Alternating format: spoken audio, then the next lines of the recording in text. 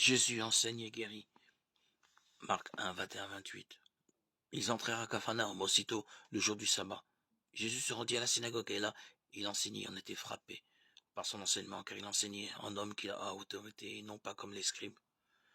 Le lieu, la synagogue de Capharnaüm, le moment, un jour du sabbat.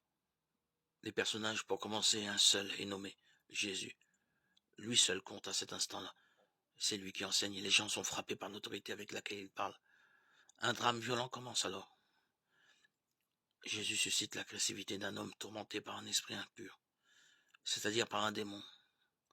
Face à lui, Jésus manifeste son autorité en réduisant au silence et en chassant le démon. La scène interroge les témoins et fait grandir la renommée de Jésus dans toute la Galilée. Cet exorcisme est le premier miracle de Jésus dans l'évangile de Marc. Il ouvre une séquence de guérison et d'exorcisme qui s'achève par une autre guérison dans la synagogue, un autre jour de sabbat. Marc 3, 1, 5. Provoquant en réaction la réunion d'un conseil en vue d'éliminer Jésus. Marc 3, 6. Dans cet affrontement, la Pâque de Jésus se profile déjà. Le combat spirituel engage des forces qui nous dépassent. Mais je peux m'appuyer totalement sur Jésus. Il a les moyens d'anéantir la puissance du mal qui, ici, aliène un homme et défie le Saint de Dieu. Avons-nous conscience que marcher à la suite du Christ nous engage personnellement dans le combat spirituel qui se livre dans le monde?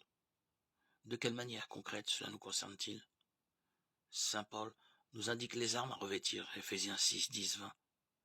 La vérité, la justice, l'ardeur à annoncer l'évangile, avec le bouclier de la foi et la prière assidue.